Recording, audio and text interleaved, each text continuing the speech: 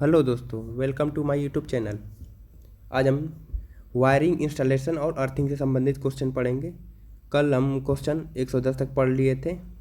आज हम 111 क्वेश्चन से देखते हैं। अगर वीडियो अच्छा लगे तो वीडियो को लाइक करिए और चैनल को सब्सक्राइब करिए। बहुत ही मेहनत से आपके लिए वीडियो बनाते हैं। अगर लाइक नहीं आता है तो मोटिवेशन नहीं मिलता है। तो आपसे निवेदन है कि वीडियो को लाइक कीजिए और चैनल को सब्सक्राइब करिए। चलिए क्वेश्चन नंबर 11 स्टार्ट करते हैं 111 से। What is the minimum size of copper earth continuity conductor use in single phase domestic wiring as per BIS के अनुसार सिंगल फेज घरेलू वायरिंग में तांबा अर्थ निरंतरता कंडक्टर का न्यूनतम आकार क्या है। अगर घर की वायरिंग करते हैं तो जो अर्थिंग वायर ले जाते हैं, अगर वो कॉपर का है तो उसका आकार क्या होना चाहिए। ऑप्शन क्यों चलते हैं। Option A 3 square mm, option B 3.5 square mm, option C 2.5 square mm, option D है 1.5 स्क्वायर mm। करेक्ट आंसर क्या हो जाएगा 1.5 स्क्वायर mm। डी वाला बिल्कुल करेक्ट है। अगले क्वेश्चन को चलते हैं। Question number 112। Which method is use to reduce earth resistance value in exciting earthing earth. मौजूदा अर्थ संयोजन में अर्थ प्रतिरोध मान को कम करने के लिए किस पद्धति का उपयोग किया जाता है। कोई पहले से ही अर्थ बना हो और उसके रेजिस्टेंस को कम करना हो तो कौन सी पद्धति उपयोग करते हैं। ऑप्शन की ओर चलते हैं। Option A increasing the length of electrode की लंबाई को बढ़ाना। Option B keeping wet conducting in earth pit always, धरती के गड्ढों में हमेशा गीला स्थिति में रखना। Option C adding more sand and charcoal in earth pit, गड्ढे में रेत तथा चारकोल भरना। Option D increasing the diameter of earth electrode, भू इलेक्ट्रोड का व्यास बढ़ाना। जब पहले से ही अर्थ वो बना है तो हम क्या करते हैं, उस अर्थ जो बना रहता है उस अर्थिंग में पानी डाल के या नमक डाल के उसके रेजिस्टेंस को कम करते हैं। तो ऑप्शन बी बिल्कुल करेक्ट रहेगा। क्या रहेगा, धरती के गड्ढों में हमेशा गीले स्थिति में रखना। ऑप्शन बी बिल्कुल करेक्ट रहेगा। अगले क्वेश्चन को चलते हैं। Question 113। Why AC required in measure the earth resistance by using earth resistance tester। अर्थ प्रतिरोधक परीक्षक का उपयोग करके अर्थ के प्रतिरोध को मापने के लिए AC की आवश्यकता क्यों होती है। ऑप्शन क्यों चलते हैं। एक अर्थ टेस्टर आता है जिसको हम अर्थिंग को मापते हैं और जिस वोल्टेज से नापते हैं वो AC होता है। वही पूछ रहा है AC की आवश्यकता क्यों होती है। ऑप्शन ए करंट का नियमन करें। ऑप्शन बी वोल्टेज पाथ बढ़ाएं। ऑप्शन सी है वोल्टेज पाथ घटाएं और ऑप्शन डी है विद्युत अपघट्य विद्युत वाहक बल को हटाना। AC का उपयोग करके हम क्या करते हैं, avoid the electrolyte of EMF interface. Avoid the electrolyte EMF interference, विद्युत अपघट्य विद्युत वाहक बल को हटाना। ऑप्शन डी बिल्कुल करेक्ट है। Option D. नेक्स्ट क्वेश्चन को चलते हैं। Question number 114। What is the formula to find voltage drop of a AC single phase wiring circuit. AC एकल फेज वायरिंग परिपथ में वोल्टेज ड्रॉप को निकालने का सूत्र क्या है। ऑप्शन क्यों चलते। Option A voltage drop equal I into R। Option B voltage drop equal I square into R। Option C voltage drop equal I upon R। तो चौथा ऑप्शन देखने की ज़रूरत नहीं है, इसलिए क्योंकि जो वोल्टेज निकालने का फार्मूला होता है V equal I into R होता है। तो ऑप्शन ए बिल्कुल करेक्ट हो जाएगा। अगर यहीं पे ऑप्शन हमें सही मिल जा रहा है तो चौथा देखने का ज़रूरत ही नहीं है। नेक्स्ट क्वेश्चन को चलते हैं। Question number 115। What is the maximum permissible load for a power sub circuit as per IE Indian Electricity electrical rule. IE का पूरा नाम होता है इंडियन इलेक्ट्रिकल। आईई नियम के अनुसार पावर उप परिपथ के लिए अधिकतम भार क्या है? पावर के लिए जो अधिकतम भार होता है ये होता है 3000 वाट। ऑप्शन डी बिल्कुल करेक्ट हो जाएगा। और कितने पॉइंट बनेंगे? 2 पॉइंट बनेंगे। 3000 वाट में हम 2 पॉइंट लगा सकते हैं, 1500 वाट के 2 लगा सकते हैं, तब 3000 हो जाएगा। मतलब कहने का तात्पर्य ये है कि 3000 वाट लगाना है या अब 2000 वाट लगे, लेकिन पॉइंट कितने होना चाहिए? 2 होना चाहिए। अगर यही लाइट बत्ती फैन के लिए रहता तो ये 800 वाट रहता, और इसमें जो पॉइंट बनेंगे 10 पॉइंट बनते हैं। या तो 10 पॉइंट हो जाना चाहिए या तो फिर 800 वाट होना चाहिए। कोई इनमें से या तो ये होना चाहिए या तो ये होना चाहिए। तभी पावर के लिए हो रहा 3000 वाट होना चाहिए या तो फिर 2 पॉइंट बनना चाहिए। अगर 3000 वाट हो जाए तो हम, अगर एक पॉइंट में ही 3000 वाट बन जाए तो हम एक ही पॉइंट यूज करेंगे। अगर 2 पॉइंट में 3000 वाट बने तो और सही है। मतलब कहने का तात्पर्य कोई इनमें से एक हो जाना चाहिए, या 2 पॉइंट बनना चाहिए या तो फिर 3000। ऐसा नहीं कि हम 3300 वाट यूज करें तो वो सही नहीं है, या 3 पॉइंट बना के हम 3000 वाट कर दें तो भी सही नहीं, क्योंकि पॉइंट तो 3 हो गए ना, मैक्सिमम में 2 ये रखना है, यही होता है। नेक्स्ट क्वेश्चन को चलते हैं। Question number 116। Which location the service connection supply lead to be connected as consumer main board?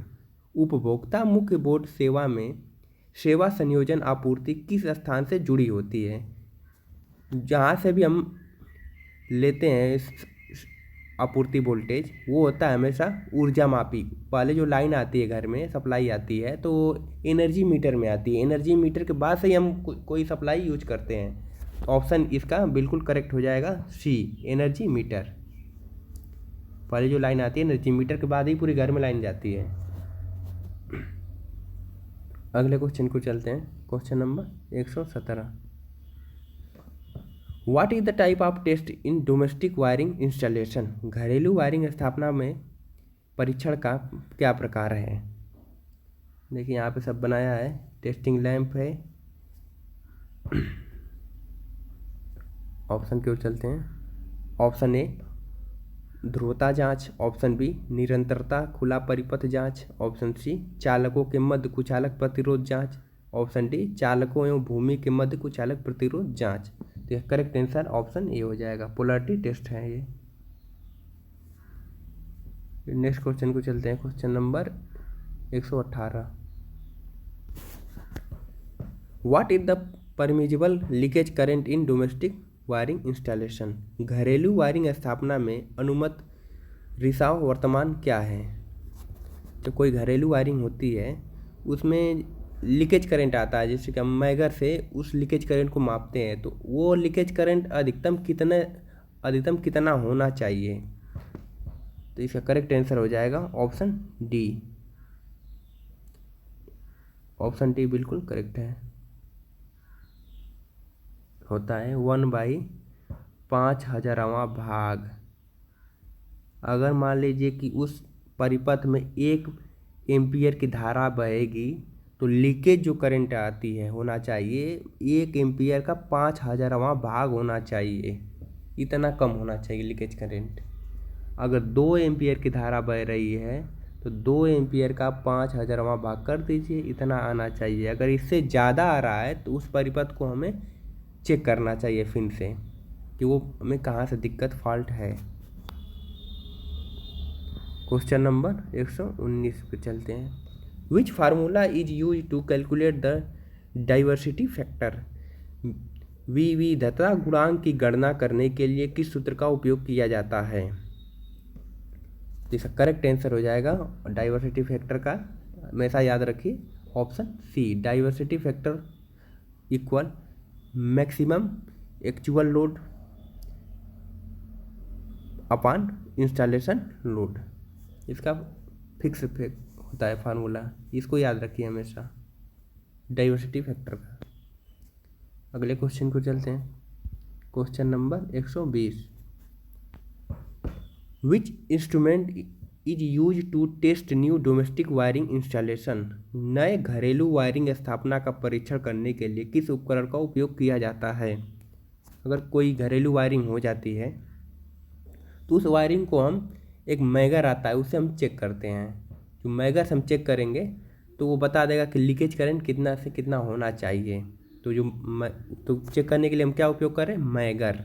तो ऑप्शन की ओर चलते हैं कि देखिए मल्टीमीटर दिया है, मेगर दिया है, सन प्रकार का ओम मीटर दिया है, श्रेणी प्रकार का ओम मीटर। तो करेक्ट आंसर ऑप्शन बी हो जाएगा। मेगर से हम वायरिंग को टेस्ट करते हैं, हो जाएगा ऑप्शन बी करेक्ट है, बैग मेगर। अगले क्वेश्चन की ओर चलते हैं। क्वेश्चन नंबर 121, वायरिंग स्थापना में परीक्षण का प्रकार क्या है। परीक्षण को देखते हैं क्या दिया है यहाँ पे। देखिए यहाँ पे दिया है ना।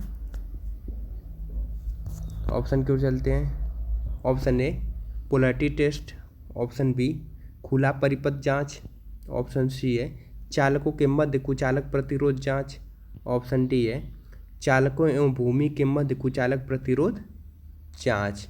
करेक्ट आंसर हो जाएगा ऑप्शन डी करेक्ट हो जाएगा। क्या हो जाएगा, चालकों एवं भूमि के मध्य कुचालक प्रतिरोध जांच। अगले क्वेश्चन को चलते हैं। Question number 122, where system earthing is done. System earthing कहाँ किया जाता है। सिस्टम अर्थिंग कहाँ किया जाता है। ऑप्शन की ओर चलते हैं। Option A generating station, option B electroplating installation, option C small industrial installation, option D domestic wiring installation. Correct answer हो जाएगा सिस्टम अर्थिंग जो होगा वो जनरेटिंग स्टेशन पर किया जाता है। ऑप्शन ए बिल्कुल करेक्ट हो जाएगा। अगले क्वेश्चन को चलते हैं। Question number 123, what is the test to be carried out by using megger. Megger का उपयोग करके क्या परीक्षण किया जाता है। ऑप्शन ए ध्रुवता जांच, ऑप्शन बी कुचालक प्रतिरोध परीक्षण, ऑप्शन सी भू इलेक्ट्रोड प्रतिरोध जांच, ऑप्शन सी अर्थ कंडक्टर कंटिन्यूटी टेस्ट। क्या हो जाएगा, जो मेगर प्रयोग किया जाता है ये इंसुलेशन टेस्टर, इंसुलेशन रेजिस्टेंस नापने के लिए किया जाता है। ऑप्शन बी बिल्कुल करेक्ट है। अगले क्वेश्चन को चलते हैं। Question number 124, what is the reason of lamp glowing dim and motor running slow in a domestic wiring circuit. घरेलू वायरिंग सर्किट में लैंप चमक कम और धीमी गति से चलने का क्या कारण है। Option A open circuit in the neutral line, option B short circuit between conductor चालकों के बीच लघुपथन, option C high value series resistance fault, option D open circuit in earth conductor. Correct answer इसका हो जाएगा ऑप्शन सी। क्या हो जाएगा, high value series resistance fault, उच्च मान श्रेणी परिपथ दोष। करेक्ट आंसर सी हो जाएगा।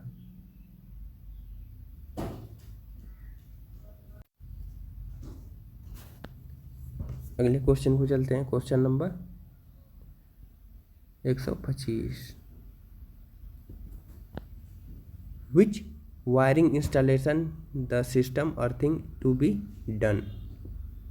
सिस्टम अर्थिंग को किस वायरिंग स्थापना के लिए किया जाता है। ऑप्शन ए उपकेंद्र, ऑप्शन बी गोदाम वायरिंग, ऑप्शन सी घरेलू वायरिंग, ऑप्शन डी व्यावसायिक वायरिंग। करेक्ट आंसर हो जाएगा ऑप्शन ए उपकेंद्र। उपकेंद्र जहाँ पे होते हैं वो वहाँ पे सिस्टम अर्थिंग किया जाता है। अगले क्वेश्चन की ओर चलते हैं। Question number 126, which method of earth resistance measurement in illustrated. पृथ्वी प्रतिरोध माप की कौन सी विधि सचित्र है। देखिए चित्र बनाया है यहाँ पे, कौन सा ये विधि है। ऑप्शन की ओर चलते हैं। Option A fall of current, option B fall of potential, option C current dividing, option D है पोटेंशियल डिवाइडिंग, क्या हो जाएगा, वोल्टेज ड्रॉप होता है, यहाँ पे विभव पतन का टेस्ट किया जाता है। तो ऑप्शन बी बिल्कुल करेक्ट हो जाएगा, वोल्टेज ड्रॉप, विभव का पतन। अगले क्वेश्चन की ओर चलते हैं, question number 127। How to control harmonic distortions in neutral connection as per IE rule. IE नियम के अनुसार उदासीन संयोजन में हार्मोनिक विकृतियों को कैसे नियंत्रित किया जाए। ऑप्शन ए, प्रतिबाधा के माध्यम से कमाई। ऑप्शन बी, प्लेट अर्थिंग द्वारा प्रदान करना। ऑप्शन सी, चालक का आकार बढ़ाना। ऑप्शन डी, समानांतर अर्थिंग देना। करेक्ट हो जाएगा ऑप्शन ए, क्या हो जाएगा, ऑप्शन ए बिल्कुल करेक्ट हो जाएगा आंसर, प्रतिबाधा के माध्यम से कमाई, earthing through impedance. Correct answer A हो जाएगा। क्वेश्चन नंबर 128 पे चलते हैं। What is the function of current reverse in earth resistance tester. अर्थ प्रतिरोध परीक्षक में धारा उत्क्रम का कार्य क्या है। ऑप्शन ए, AC को DC में परिवर्तित करना। ऑप्शन बी, DC की ध्रुवीयता को उलट देना। ऑप्शन सी, DC आपूर्ति को AC आपूर्ति में बदलना। ऑप्शन डी, जनित्र की घूमने की दिशा बदलना। करेक्ट आंसर क्या हो जाएगा, DC को AC आपूर्ति में बदलना। ऑप्शन सी बिल्कुल करेक्ट है। अगले क्वेश्चन को चलते हैं, क्वेश्चन नंबर 129, जो आज के सेशन का लास्ट क्वेश्चन है। What is the advantage of standard conductor over solid conductor. गूथे हुए कंडक्टर का ठोस कंडक्टर की तुलना में क्या फ़ायदा है। देखिए यहाँ पे कंडक्टर पूछ रहा है ना, तो गूथा हुआ कंडक्टर ऐसे एक चालक जो जिसमें बहुत सारे तार गए होते हैं ना, ऐसे तार बहुत सारे गए रहते हैं और एक ही में सब निकले होते हैं, वो होता है गूथा हुआ कंडक्टर, और इसके ऊपर इंसुलेशन चढ़ा रहता है। ठोस कंडक्टर की बात आ जाए तो ठोस कंडक्टर होता है कि एक इसी तरह बस सॉलिड एक कंडक्टर होगा, इसके ऊपर इंसुलेशन चढ़ा रहेगा, वो ठोस कंडक्टर हो गया। और ये हो गया गूथा हुआ कंडक्टर, और ये हो गया सॉलिड कंडक्टर।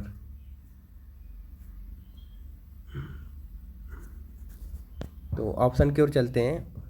ऑप्शन ए, लागत कम। ऑप्शन बी, लचीला, अधिक लचीला। ऑप्शन सी, कम वोल्टेज ड्रॉप। ऑप्शन डी, अधिक कुचालक प्रतिरोध। करेक्ट आंसर क्या हो जाएगा, ऑप्शन बी, मोर फ्लेक्सिबल।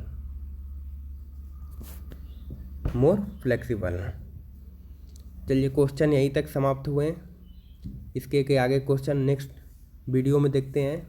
अगर वीडियो अच्छा लगे तो वीडियो को लाइक करिए, चैनल को सब्सक्राइब करिए और दोस्तों को भी शेयर करिए। धन्यवाद।